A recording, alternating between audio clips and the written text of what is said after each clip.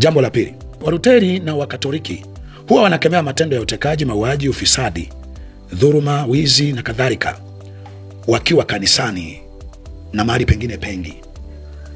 Swali ni je, nao wanachanganya dini na siasa? Nao tutarajia wakati wote wanafutiwa usajili wao kama aina ya maneno aliyozungumza Gwajima? Wakati mwingine sijajua, sisi wengine inawezekana tuna ufahamu mdogo, lakini ukiyapima ukaangalia sana unashindwa kuyatofautisha na yale ambayo Walutheri, akina Shaw, wakati mwingine hata Malasusa hapa juzi kati aliweza kuzungumza. Jamani, utekaji, mauaji ni baya. Walomani ni maeneo mengi duniani hujihusisha na masuala ya ubaya kwenye jamii na utoa nyaraka mbalimbali, utoa matamko mbalimbali. Tutegemee wanaenda kufutiwa usajili siku zijazo hapa. Jambo la tatu, Biblia tunayoitumia ina taarifa za wahubiri, manabii na kadhalika waliokemea uovu, uaji, dhuluma, uonezi. Waliwakemea watawala, walikemea viongozi wa dini, walikemea manabii waliokengeuka na vitu kadha wa kadha. Na ikaandikwa kwenye Biblia, naenda kusomea hapa, ikaandikwa kwamba yameandikwa haya ili atupe sisi mwongozo cha kufanya, na ya kwamba kuhubiri ni kuangazia mwenendo wa ubinadamu. Binadamu gani, ana cheo gani, anamfanyia nini binadamu mwenzake. Kisipokuwa sahihi, mwanadamu mwenye cheo chochote, nafasi yoyote, mahali popote, anatakiwa kuambiwa kwamba jambo hili si sawa, sio vizuri. Unaonaje ukifanyiwa wewe au watoto wako? Unaweza ukajisikiaje? Updates za mbinguni, miongoni mwa yaliyomo moyoni mwa Mungu leo.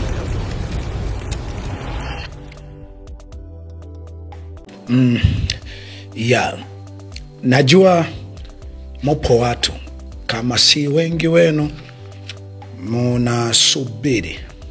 mulisubiri kujua Mbarikiwa kwa vyovyote vile katika hili atatokea kufafanua. Nianze kwa neno hili, natokea kufafanua kwa namna gani? Bado wito wangu uko pale pale, njooni tuzungumze.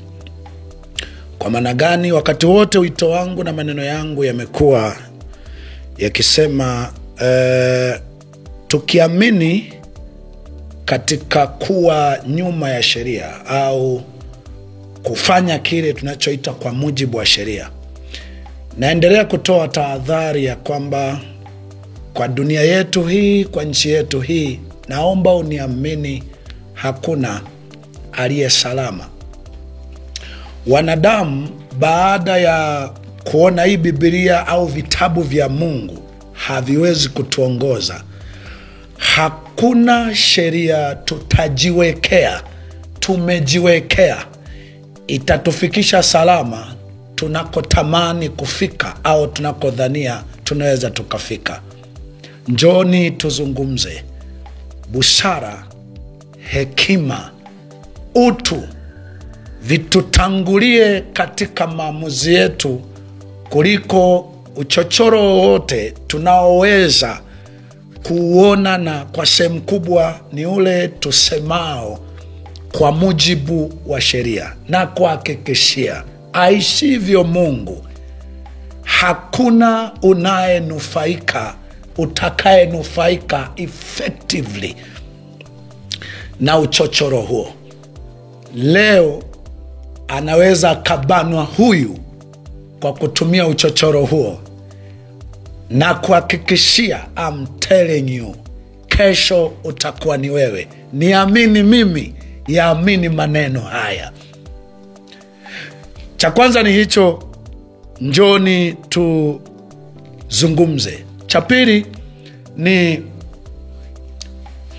nataka ufahamu kwamba na yafahamu maumivu niliyoyapata, madhara, viminyo nilivyovipata kwa sababu ya kufafanua mambo kadha wa kadha ambayo yanakuwa yametokea katika jamii.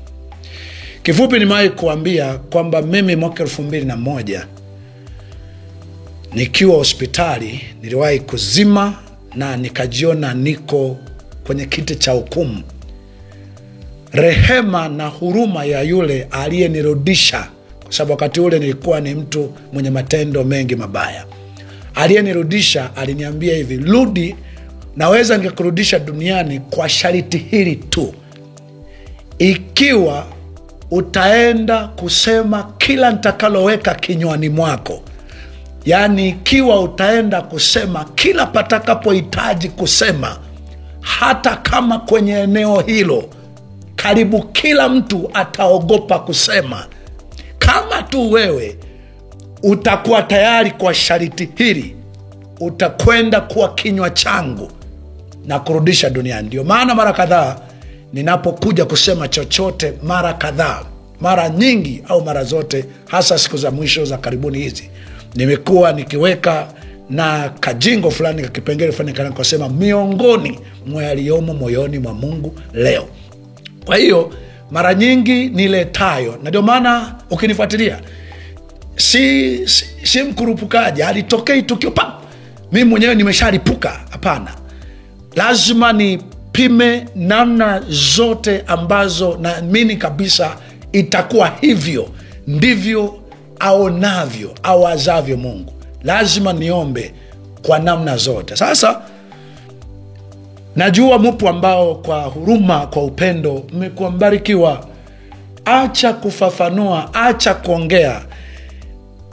Hata mimi pananiuma, pameniuma, lakini ningeishia pale mwaka 2000 mwezi wa 11 tarehe 16. Sidhani kama ungeweza kuwa tena mbarikiwa kumshauri. Nakupa pole kama unavyonipa pole, unayenionea huruma kwa lolote naweza kunikuta. Kimsingi sihamasishi wizi, sihamasishi kuua watu, sihamasishi kuiba, sihamasishi ubaya wowote. Najaribu kuwakilisha tu kilicho kwenye moyo wa Mungu. Kwa hiyo nakupa pole ambaye unanipa pole kwa sababu unanionea huruma, na mimi nakupa pole kwa sababu inawezekana kabisa yalionikuta yamekujeruhi sana, yamekuumiza sana, na hata likinikuta lolote kwa sababu hii, inawezekana ni moja watu taingia hasara sana. Nakupa pole, lakini nasikitika kukujulisha kwamba sina namna. Huyu aliyenidhamini uhai amenitaka nihimili namna zozote, lakini nimtimizie kazi yake na jukumu lake. Hivyo moja kwa moja naingia kwenye kipengele sasa cha hiki kilichoendelea kuhusiana na yaliyoendelea kwa Askofu Gwajima. Wengi tumeona, wengi tumefuatilia, na sioni sababu ya mengine kuyasoma sana, hususan ile barua ambayo itapakaa baadaye. Askofu Gwajima alikanusha kwamba pana ni uongo, lakini baadaye zikachukuliwa hatua zinazoonyesha barua ile haukuwa uongo. Hiyo barua imetoa maelezo ya kwamba katika siku za hivi karibuni kupitia vyombo mbalimbali, nasoma tu kipengele kadogo hako, katika vyombo mbalimbali, katika vyombo vya habari na mitandao ya kijamii, umeonekana ukiwa katika mimbari ya kanisa la Glory of Christ Church at kanisa la Ufufuo na Uzima, ukitoa mahubiri yenye mwelekeo wa kisiasa na ya kuichonganisha serikali na wananchi. Vitendo hivi ni kinyume cha sheria ya Jamhuri sura ya 337 na vinaweza kuhatarisha amani na utulivu wa nchi. Hivyo kwa mamlaka niliyopewa ofisi ya msajili, watu tunafunga hizo shughuli. Kwa kitu cha aina hiyo, ukumbuke pale mwanzo nimekwambia tukibaki na kwa mujibu wa sheria, naamini nafsi zetu huwa zinatuambia hapa pana haki inayopita hii sheria. Lakini kwa sababu sasa nafsi zetu, dhamiri zetu si kiongozi wa maisha yetu, bali wakati mwingine pengine matakwa fulani ya mtu fulani mwenye lengo fulani ndiyo ambayo tunayatafutia kakipengere kaitwako sheria, au kwa mujibu wa sheria, kuzidhurumu nafsi zetu, dhamiri zetu, na kuzikatalia kabisa kwamba hazioni haki iko wapi, zinaiona sheria ina nguvu kuliko haki, kuliko utu. Mimi nachojua kwamba iliandikwa, imeshatokea kwa vizazi vingi duniani, Kwa hiyo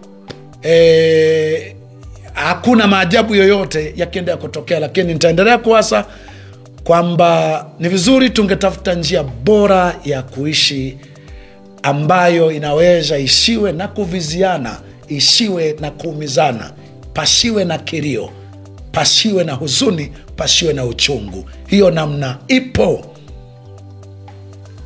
Sasa nianze na namna kadha wa kadha, kwanza za baadhi ya wanaojihusisha na masuala ya sheria, namna ambavyo wamejaribu kuchambua. Pana ukweli kiasi gani? Mimi siko hapa kutafsiri nani mkweli, nani sio mkweli, nini haki, nini sio haki. After all, mimi si muumini katika yote yanayonikuta popote. Mimi si muumini wa kwamba kwenye sheria hizi ambazo wanadamu tutakuwa tumejitungia, hizi zina namna rahisi bora kuliko vitabu vya Mungu kumpatia mtu haki, kuliko dhamiri zetu kumpatia mtu haki. Huwa siamini kitu cha aina hiyo. Limadam tumeamua kuzikataa dhamiri zetu, dhamiri kabisa inakwambia jambo hili sio sawa, ungetendewa wewe, usingependa, lakini unasema hapana, kazi yangu ni ya muhimu, malengo yangu ni ya muhimu, cheo changu ni cha muhimu kuliko hivyo dhamiri unavyonisukuma. Automatically utafanya jambo ambalo ukienda nyumbani unalia, ukikaa mahali fulani na watu wenye mlengo fulani unaumia. Unaonyesha tu kabisa haya tunayoyafanya, tunayoyatekeleza hayakuwa ya kumfanyia mwanadamu, kwa sababu ni mwanadamu mwingine ni kama mimi nilivyo. Lakini mwisho wa siku, ndio maana baadhi yenu huwa mnalazimika kuzini, kushikashika wanawake, wanaume, kunywa mapombe, kwa sababu kuna vitu vinakushtaki kichwani, vinakuambia yala haikuwa sawa, hivyo haikuwa sawa.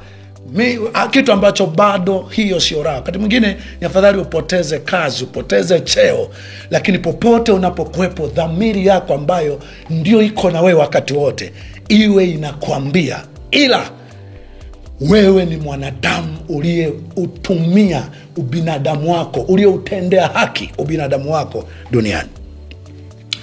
Nianze na Mwabukusi. Baada ya hapa nitakusomea vitabu vya Biblia kuhusiana na maswali mengi nitakayojiuliza hapa, nitakayokuuliza hapa, lakini pia kuhusiana na kinachoendelea kina mahusiano gani na kilichotabiriwa kwenye Biblia. Tuanze na namna za kisheria. Ndio maana wakati mwingine wanasemaga, nyie mnaokuwa kwenye sheria endeleeni tu kupambana, kwa sababu nowhere out, lazima utumie kichache ulichonacho. Endeleeni kupambana, lakini wakati huo watu wa Mungu tukiitisha wito watu wasimame. Katika Yeremia anasema simameni, viangalieni vizazi vya zamani, iwapi njia iliyo njema, mkaenende katika njia hiyo, nanyi mtajipatia raha nafsini mwenu. Wakati sisi watu wa Biblia tutabaki tukiwaambia watu tusimame mbele, kuna njia, njooni tuangalie wazee wa zamani, watu wa zamani waliishije. Hawakuwa na teknolojia ndio, lakini waliishi miaka mingi zaidi inaonyesha utu wao walivyouthamini. Hawakuwa na dini za kwetu zitwazo Ukristo, zitwazo Uislamu, lakini walikuwa na utu. Dini hizi, Ukristo, Uislamu, kimsingi ukisoma vitabu vya Mungu zilikuwa ziboreshe utu, zifafanue vizuri waliokuwa na utu, lakini kwa sasa ni kama zinatumika kwa sehemu kubwa, zinatumika kwenye kupandikiza chuki, kutengeneza jamii fulani ya kwamba hawa wakiwa na mamlaka hawa wanatutesa, watawatesa wale, yani hawa ama tu hawa wanawachukia hawa. Lakini wakati cha kushindania iko tu hizi dini zionekane usahihi wake kwa zinavyoweza kuhamasisha huruma, upendo, wema, haki. Mtu aione moja ya dini ni sahihi kwa huruma zake, upendo wake, uzuri wake, namna ambavyo watu wake wananufaika, wanafaidika, wanaendelea pasipo kuumizana. Ilikuwa ndio njia hiyo, lakini sicho kinachofanyika sasa.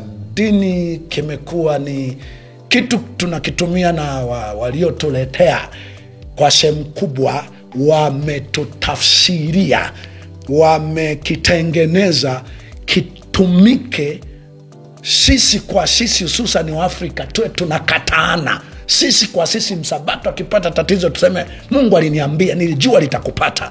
Mkatolika akipata tatizo, Muislamu akipata tatizo, mTAG Assembly akipata, yani sisi dini kwa sehemu ziko hapo. Ona, kila litakaye mkuta tatizo kuna dini moja itakuwa inashangilia. Lakini Mungu wa vitabu vyote anasema afurahishwi na kifo cha mwenye dhambi. Anasema wabarikini wanaowalaani, yani wanaowaumisha, wanaowaudhi.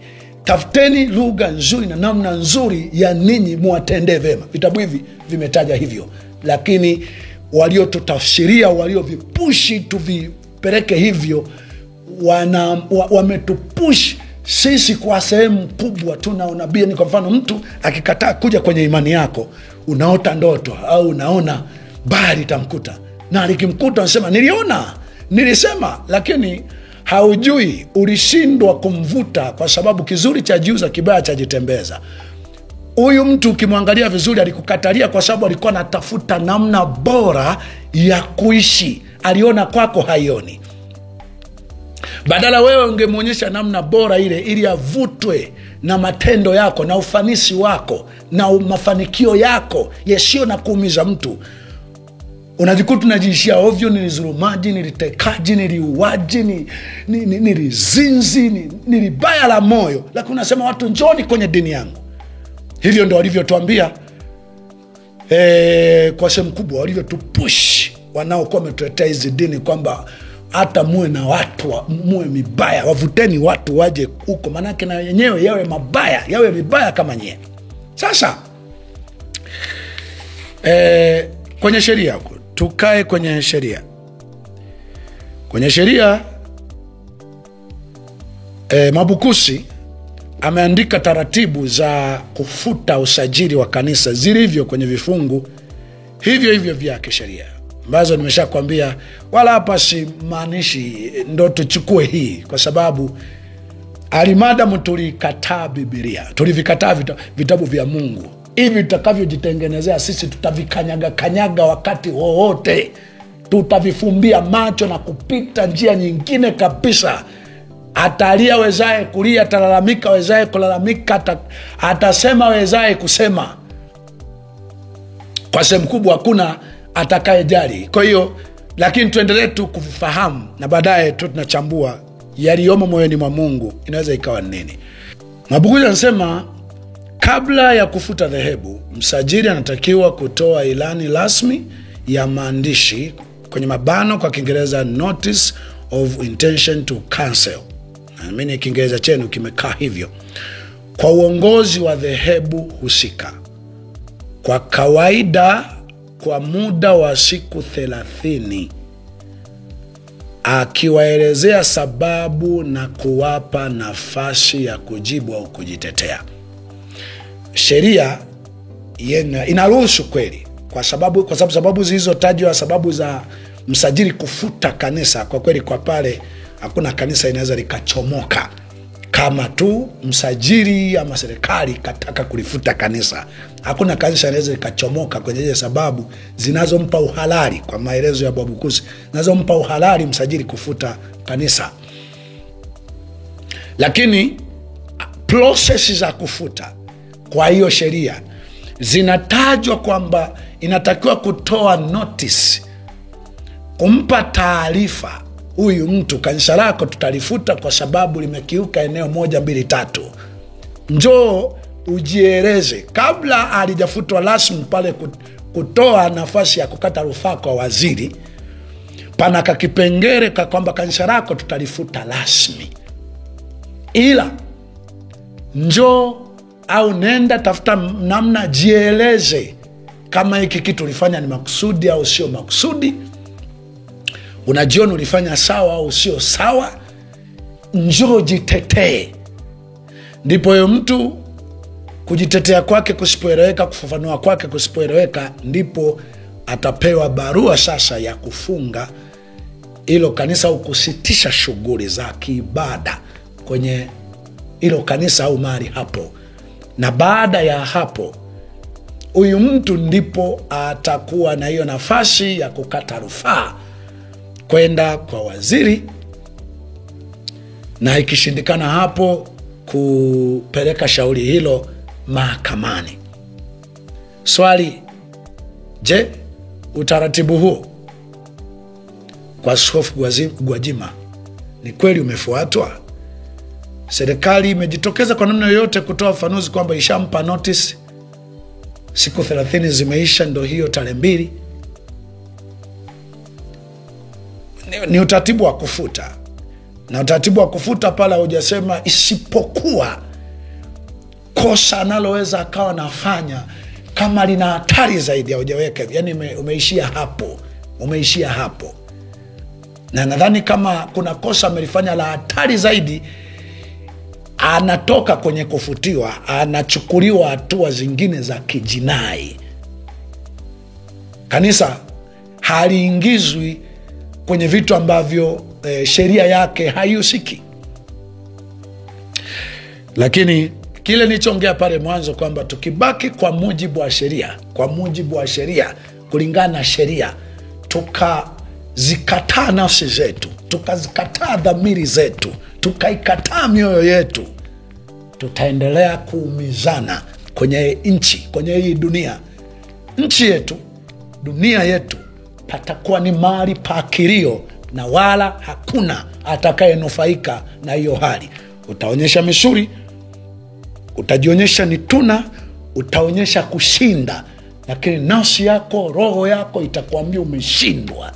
Ndugu zako watakuambia umeshindwa, lakini mtu kunaambia sio mimi. Yani kitu kinachowasaidia sasa hivi, karibu kila mtu anasema sio yeye, ni wale, sio yeye. Wewe yeyote unayekuwemo, kusimama na kazi na kazi hiyo, kutekeleza unarotumwa, namba 1. Ndio maana ukienda mahakamani, unayekumetumwa kwenda kuua, unayeenda kuua, yani ndio namba 1 mshtakiwa. Sisi hatuna akili kubwa kuliko Mungu. Mungu ndiye aliyetupa akili. Kwa unayetekeleza, ndio maana nimesoma mara kadhaa, Musa anasema kwa imani alipokuwa mtu mzima alikataa kuitwa mwana wa binti Farao. Akaona ni afadhali kupata mateso pamoja na watu wa Mungu kuliko kujifurahisha katika dhambi kwa muda wa kitambo. Kwa hiyo mtu ambaye unaweza ukawa umeonyesha kabisa kwamba haya mimi sikubaliani nayo, ni unayeweza either kujiuzuru au kutokea public kwamba haya mambo mimi simo, haya mambo hapana, ni kweli anapita kwenye mkondo wa kazi yangu, lakini mimi haya mambo naona sio sawa. Na ndio maana Biblia inasema Musa akaona afadhali kupata mateso pamoja na watu wa Mungu, kwa sababu na wewe ukiamua maamuzi hayo, for sure unaanza kupata mateso pamoja na wale ambao umewaonea huruma. Lakini huo ndio moyo ambao kama vitabu vya Mungu vingekuwa tunaviheshimu, tungeutazama na tungeushika huo. Iwe tuna kazi, iwe tumepoteza kazi, iwe tunaishi maisha fahari au maisha ya mateso, tungekuwa na ijara wakati fulani kwa watu wanaotuzunguka, lakini pia kwa Mungu baadaye. Kwa sababu wakati mwingine, wakati wote watu wanaweza kukuheshimu si kwa sababu una vitu vingi, bali kwa sababu unatendea haki binadamu wako. Unafanya maamuzi yanayotakiwa kufanywa kwenye maeneo ambayo pengine ungepata hasara. Kwa maana akina Nyerere hawana hoteli za 5 stars za Nyerere, hawana makampuni ya mabasi, hawana maviwanda ya Nyerere, Julius Nyerere Company, Julius Nyerere Hotels, Julius Nyerere Buses, Julius Nyerere whatever migodi. Lakini ni moja mtu mwenye heshima kubwa, sio kwa sababu alianzilisha, alipigania uhuru wa taifa. Sehemu kubwa ni kwa sababu Nyerere alikuwa ni mtu aliye tayari kufanya maamuzi yasiyo na namna yoyote ya kupata yeye. Hata kama kuna kaukali alionyesha, ni kaukali kakusema watu wengine njoni tukae kwenye mstari, lakini sio kakuikataa haki, sheria, dhamiri, ili ajionyeshe amwe boss, apate yeye na vitu kadha wa kadha. Na kuhakikishia hakuna unayenufaika, inategemea muda tu. Hakuna utakaye kuwa salama, inategemea muda tu. Na kwa bahati mbaya, kuna mahali maandiko yanasema umfanyacho mwenzako upandacho, kuna wakati utakuja kuvuna. Hekima ni uwezo wa kutatua jambo pasipo kuzalisha madhara zaidi au maumivu zaidi, hata kama umeona watu hawa, mtu huyu ni mkorofi kiasi gani, ni mbaya kiasi gani. Ndio maana katika namna yote ya mamlaka unahitaji uvumilivu, ustahimilivu, utulivu. Yaani unakwenda na jambo kwa miaka kadhaa, mwisho wa siku kulifafanua, na wakati unalifafanua kwenye jamii kwamba jamani, nalivumilia hili lakini lina makosa, namvumilia huyu, kuna kosa 1 2 3, kuna jambo hili naona si sawa. Unajifanya na wewe kama huna mamlaka, na wewe ni kama unajitetea kwa mtu huyo, lakini wazi wazi kiasi kwamba utakapokuja kuchukua hatua, hata watu wanajua hapana, ulitoa maonyo pale, ulifafanua pale, ulijieleza pale, mtu yule hakuelewa. Vinginevyo kama anachukua hatua za kuhatarisha uhai wako au maisha yako kwa namna ambayo haipaswi kibinadamu. Sasa hiyo ni upande wa sheria. Tuje upande wa busara. Nakuja kwenye busara ya Mzee Bagonza. Ye Bagonza anasema kwamba anaanza kusema kama ni kweli inaweza kumaanisha hivi, eti kanisa limefungwa au kufutiwa usajili kisa kiongozi wake kakosana na waliomsajili au kadaiwa kuhubiri kinyume na alivyotegemewa. Pointi 2 za mwanzo, aya 2 za mwanzo, baada ya hayo maelezo ya mwanzo, anasema hivi Bagonza: kama ni kweli, tujifanye kuuliza, kanisa ni mali ya mtu? Kama kakosea yeye, kwa nini kanisa lifungwe? Naishia hapo, kwa kwingine nadhani nitasoma mwenyewe. Kama kakosea mtu, kanisa ni taasisi. Ni taasisi yote imekosea. Kwenye katiba iliyosajiliwa hiyo kanisa au katiba ya msajili imesema akikosea kiongozi au mwanzilishi linafutwa. Kwa kosa kwa mfano kama hilo, mtu huyo kahubiri, tupokee kahubiri, kaingiza mambo ya kisiasa ambayo hayaruhusiwi. Je, mmoja tu akikosea, ndivyo kipengele, ndivyo sheria inavyotaka? Mmoja akikosea kanisa linafutwa? Ama ikifika mahala ni ajenda ya kanisa lote na imekuwa submitted, wamesikilizwa, wameambiwa sisi kwa mujibu wa kanisa letu tutachanganya dini na siasa, kama ndo kuchanganya dini na siasa, yani wamekuwa na nyaraka ambazo zinaonyesha wameamua kuwa hivyo, ama wameitwa, wameonyeshwa kwamba namna hii, dhehebu kwa ujumla, sio mtu mmoja, sababu ile tayari mnaita ni taasisi, sio kampuni, ni jumuiya za watu. Je, mmoja akosee, wote waadhibiwe? Bagonza anasema hakuna kanisa linalotuma mtu kuchochea kutukana, kubaka, kuiba na kadhalika. Kama alipo, zipatikane miniti za kikao kilichoruhusu hayo. Kinyume na hayo ni kuingilia uhuru wa watu kuabudu. Uhuru wa kuabudu ni wa msingi sana, maana unaruhusu hata kuabudu watawala. Tusiwachagulie watu ibada. Mengine ameendelea kutiririka, Bagonza ameendelea kutiririka mengi sana, mengi ya kujiuliza. Lakini mimi nisemacho ni kwamba kwa makanisa yaliyosajiliwa, kosa la mmoja, naamini kipengele hicho cha sheria hakimaanishi linatosha wote, taasisi yote ipate hasara. Sasa kuna mambo kadhaa mimi nimejiuliza.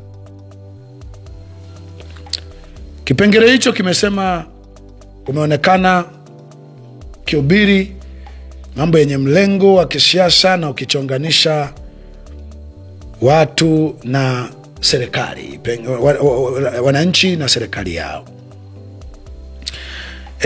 Kuna mambo kadhaa mimi nimejiuliza.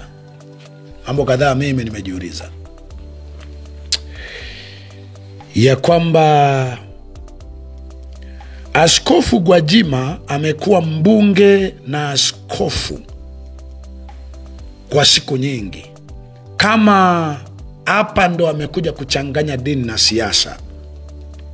Alipokuwa mbunge wakati wote huo, alikuwa achanganye dini na siasa? Jambo la pili, Waruteri na Wakatoliki huwa wanakemea matendo ya utekaji, mauaji, ufisadi, dhuluma, wizi na kadhalika wakiwa kanisani na mahali pengine pengi. Swali ni je, nao wanachanganya dini na siasa? Nao tutarajie wakati wowote wanafutiwa usajili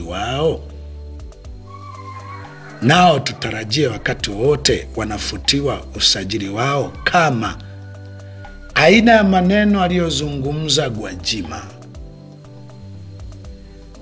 Wakati mwingine sijajua, sisi wengine unawezekana tuna ufahamu mdogo, lakini ukiyapima ukaangalia sana, unashindwa kuyatofautisha na yale ambayo Waruteri, akina Shaw, wakati mwingine hata Marasusa hapa juzi kati aliweza kuzungumza.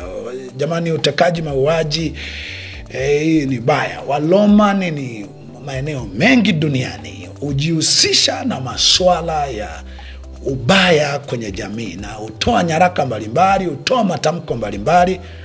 Tutegemee Waloma, Waruteri na madhehebu mengi yakishazungumza kitu ambacho kinaweza kikatamkwa kwamba ni kufitini wananchi na serikali yao, tutegemee wanaenda kufutiwa usajili siku zijazo hapa.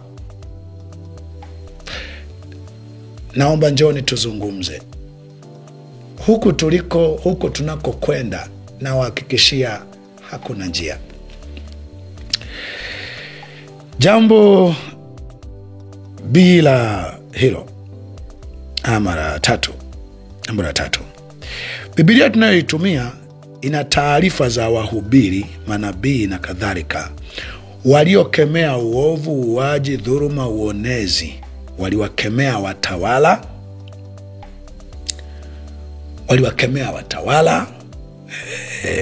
walikemea viongozi wa dini, walikemea manabii waliokengeuka na vitu kadha wa kadha. Na ikaandikwa kwenye Biblia, naenda kusomea hapa, ikaandikwa kwamba yameandikwa ya ili yatupe sisi mwongozo cha kufanya, na ya kwamba kuhubiri ni kuangazia mwenendo wa ubinadamu. Binadamu gani, ana cheo gani, anamfanyia nini binadamu mwenzake, kisipokuwa sahihi, mwanadamu mwenye cheo chochote, nafasi yoyote, mahali popote, anatakiwa kuambiwa kwamba jambo hili si sawa, sio vizuri. Unaonaje ukifanyiwa wewe au watoto wako? Unaweza ukajisikiaje? Hiyo ndio namna ambayo imeandikwa kwenye Biblia, ikatajwa kwamba ni mwongozo. Sasa nirudi hapa kwanza. Je, hawa watu walichanganya dini na siasa? Hawa ambao walionya kuhusu utekaji, kuhusu mauaji, kuhusu uonezi, kuhusu dhuluma, kuhusu rushwa, huku kulikuwa ndio kuchanganya dini na siasa? Vina tofauti kiasi gani kati ya haya waliofanya watu wa Biblia na hiki ambacho kinaweza kawa pengine kimefanywa na Askofu Gwajima na ndicho kikaitwa kuchanganya dini na siasa? Au kuabudu kwetu tusitumie Biblia? Kama tutatumia Biblia imetaka walivyofanya wahubiri, ni mwongozo wa tunavyotakiwa kufanya. Nimewasomea mara kadhaa Yohana alipoona Herode kaoa mke wa mdogo wake. Yohana alienda kumwambia ya kwamba sio vema kuchukua mke wa mdogo wako. Aichanganya dini na siasa kwa sababu amemwonya mtawala Naboth. Baada ya Ahabu kumuua Naboth kwa sababu ya shamba, Naboth, Elia alimwendea Ahabu kusema umeua ili utamaraki. Ahabu baada ya kuambiwa kinachoweza kutokea baada ya kufanya vile, alivua mavazi ya kifalme, akavaa magunia, akajaribu kutubu kwa namna mbalimbali. Elia alichanganya dini na siasa kwa sababu hiyo. Danieli, katika Danieli sura ya 4, katika Danieli sura ya 4 mstari wa 17, Danieli, katika Danieli sura ya 4 mstari wa 17, alimwambia hivi mfalme. Wengine wanasema alimwendea sasa kusema public. Kwani iliandikwa? Nani alifichua? Hapo mfalme alikuwa ameitisha watu, pana watu wamejaa ikulu, anasema mtu mmoja aje aseme pana nini. Danieli alisema mbele za watu pale. Iliandikwaje kama walikuwa wanafuatwa kwa siri? Danieli sura 4 mstari wa 27, sema kwa sababu hiyo mfalme, shauri langu lipate kibali kwako, ukaache dhambi zako kwa kutenda haki, ukaache maovu yako kwa kuwahurumia maskini, huenda ukapata kuzidishiwa siku zako za kukaa raha. Danieli anamwambia mfalme Nebukadreza, acha maovu yako, kawahurumie maskini. Swali ni je, Danieli alichanganya dini na siasa? Wahubiri wetu wakisema kwamba huku jamani, ili jambo sio sawa, ili jambo sio sawa. Ni kweli tutatakiwa tuambie wamechanganya dini na siasa? Kuna lugha ya kanisani, msihubiri mambo yanayoonyesha kuwakemea watu ambao wako kwenye ngazi na nafasi mbalimbali. Hebu tusome kanisani hapa. Mungu aliagiza watu wakikaa kanisani wahubiriane nini, wafanye nini? Katika Yeremia sura ya 7 mstari wa 2 anasema, simama langoni pa nyumba ya Bwana ukatangaza hapo neno hili ukisema, sikilizeni neno la Bwana ninyi nyote wa Yuda mnaoingia katika malango haya ili kumwabudu Bwana. Bwana Mungu wa majeshi, Mungu wa Israeli asema hivi, tengenezeni njia zenu na matendo yenu, nami nitawakalisha ninyi mahali hapa. Msitumainie maneno ya uongo, lakini huku mkisema, hekalu la Bwana, hekalu la Bwana, hekalu la Bwana ndiyo haya. Msitumainie maneno ya uongo, kumsema hekalu la Bwana, hekalu la Bwana. Anawakanya watu watakaoingia kanisani. Mstari wa 9 niruka hapo mstari mwingine ya katikati, lakini pengine leo nipitie yote. Utakayefuatilia hiki bila shaka kuna kitu ambacho Mungu amekusukuma nacho.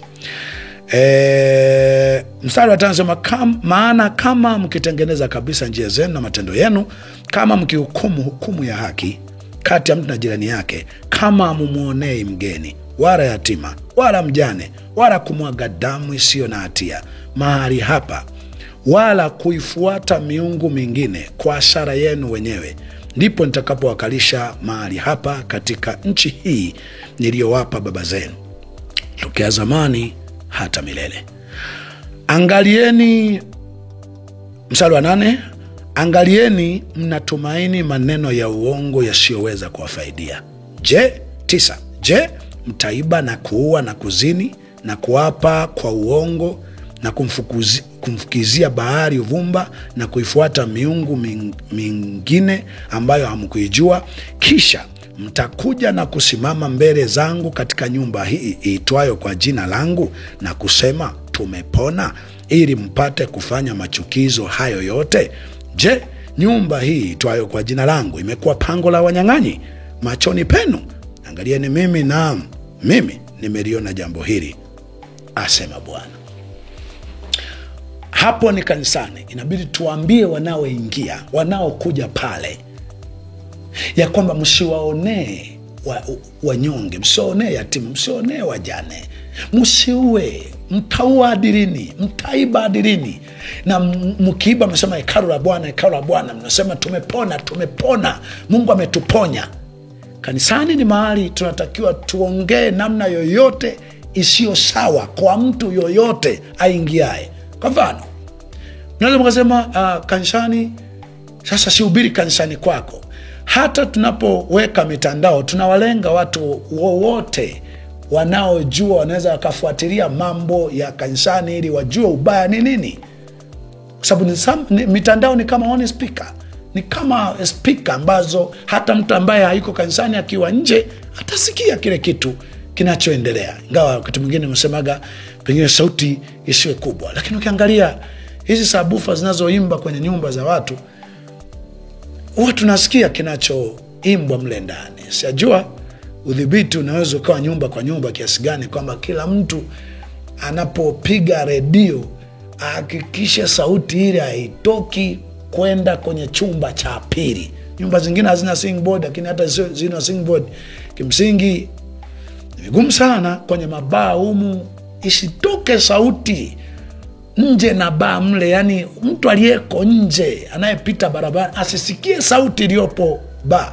Sidhani kama hilo jambo inaweza likafuatiliwa. Lakini tukikaa nyuma ya kinachoitwa kwa mujibu wa sheria, nataka niwaambie hakuna atakayenufaika. Tutaumia katika nchi atupayo Bwana Mungu ili tuikae. Tutaumia. Leo inaweza ikawa ni kama ni kwa huyu, kwa sababu amezichanga vibaya.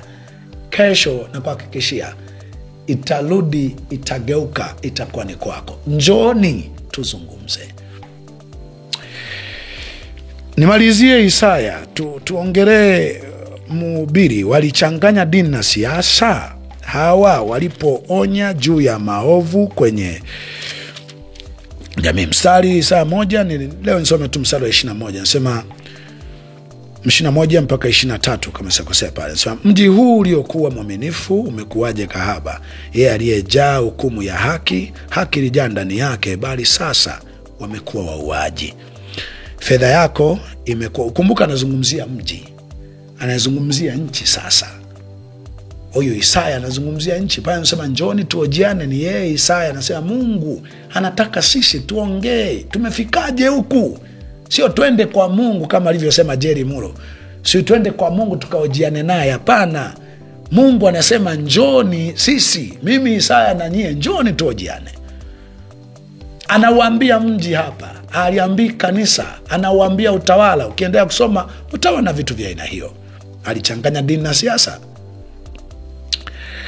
Mstari wa 23 anasema, wakuu wako ni waasi na rafiki za wevi, kila mmoja hupenda rushwa, hufuata malipo, hawampatii yatima haki yake, wala maneno ya mjane hawayasikilizi.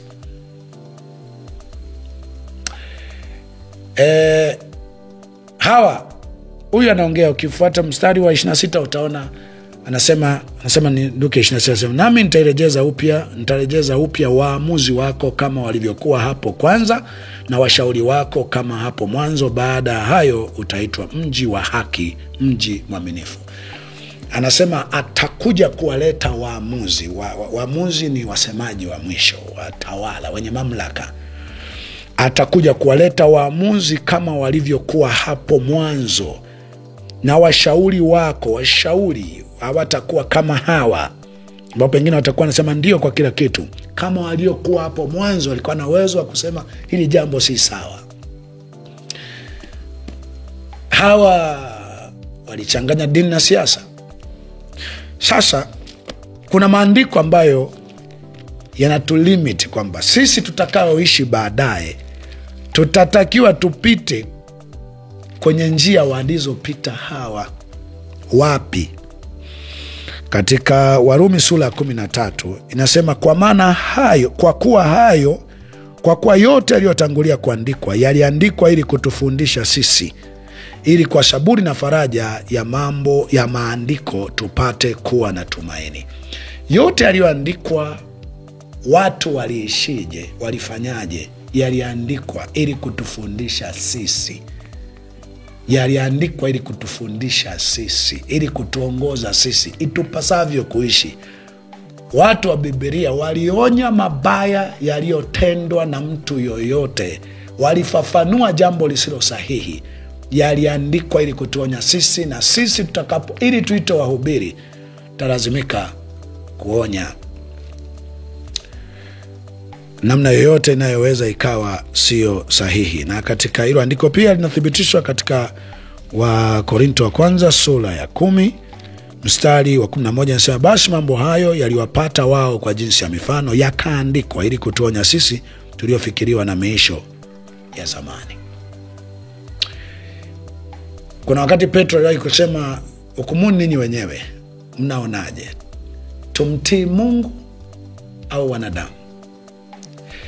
Ni kweli tuko kwenye kipindi kigumu sana. Tuko kwenye kipindi kigumu sana ambacho inawezekana tutashuhudia maumivu makali sana. Na nimehoji siku nyingi na namalizia kwa kuhoji, nchi yetu ya Tanzania ndio nchi itakayotimiza unabii wa karibu kila atakayeonya juu ya uovu kwa sauti inayopenya.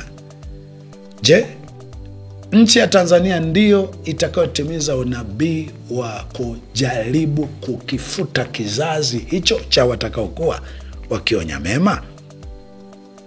Tanzania ndipo anapoenda kuinukia mpinga Kristo.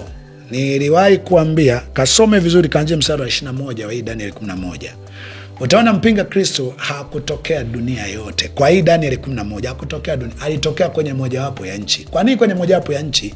Kwenye ile nchi kulionekana kuna vuguvugu au kuna watu ambao bado wana roho ya Mungu, ambao ikiwa wale watu wangesurvive wakawa salama, wangeifanya dunia yote pawe mahali pa Mungu, mahali pa mwanakondoo, mahali pa watu kuishi bila kilio.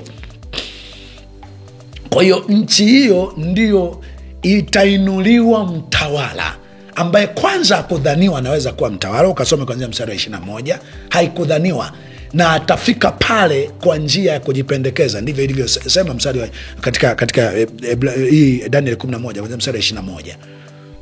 Alafu atafanya mambo ambayo baba zake hawakuwahi kuyafanya. Ndivyo ilivyoandikwa. Sitaki nikusomee, siku nyingine ukinibana ukitaka nisome nitasoma. Lakini leo nikusomea atakapokuwa amefanya yote hayo.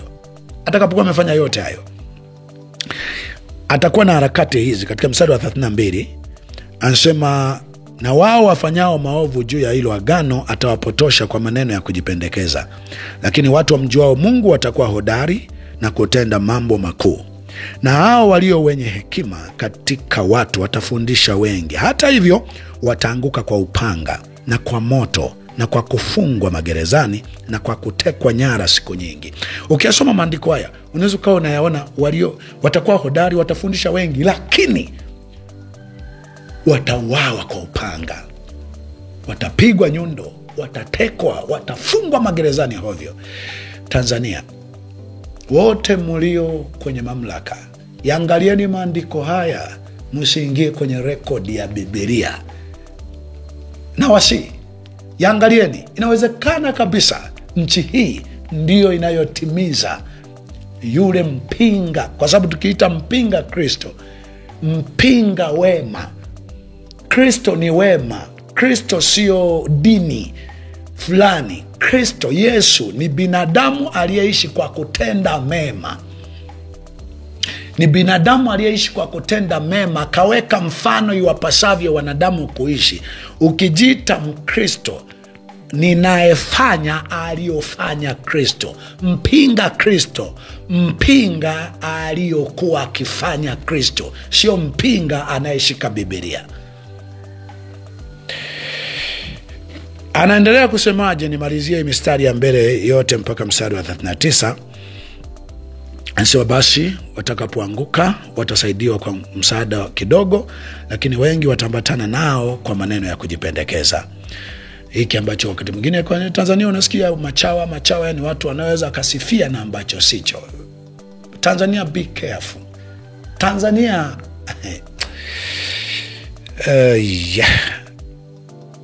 Mstari wa 35.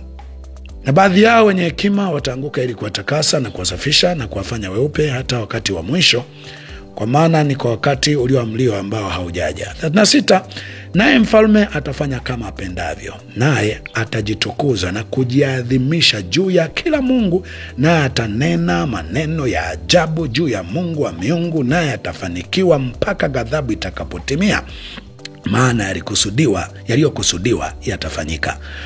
Wala hata ijali miungu ya baba zake, wala yeye aliyetamaniwa na wanawake, wala hata mjali Mungu awaye yeyote, maana atajitukuza mwenyewe juu ya wote.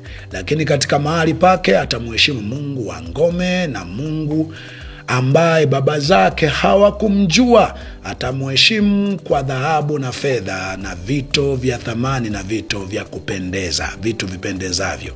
Naye ataziteka nyara ngome zenye nguvu kwa msaada wa Mungu mgeni, na yeye atakayemkubali atamwongeza kwa utukufu.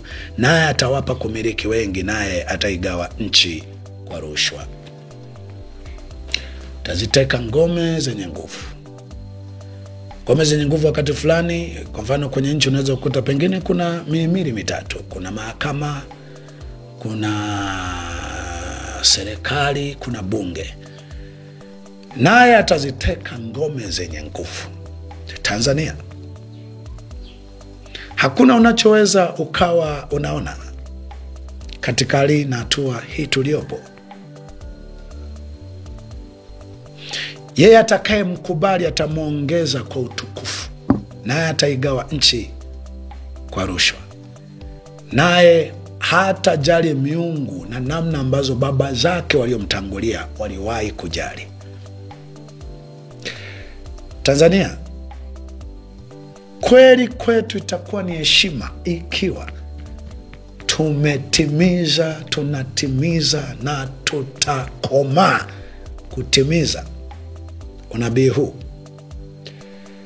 Anyway, mimi nilikuja kuuliza na kujiuliza na kuweka mtazamo ni juao. Hivi itakuwa ni moja kati ya mawazo na namna aonavyo Mungu siku ya leo. Asanteni kwa kunisikiliza. Itakapolazimu, itakapoonekana kuna haja tena na tena, na hasa tukiwa salama, takurudia tena kutoa ufafanuzi utakaohitajika. Asante kwa kunisikiliza. Huyu ni mtu aliaye toka kumhifadhi sifa, lakini pia ni yule aliaye toka gerezani. Anasema, itengeneze njia ya Bwana, nyosheni mapito yake. Heri mtu atakayeteswa, atakayefungwa, atakayeuawa, atakayefiwa, ama afaaye katika Bwana tangu sasa apate kupumzika mara baada ya taabu yake.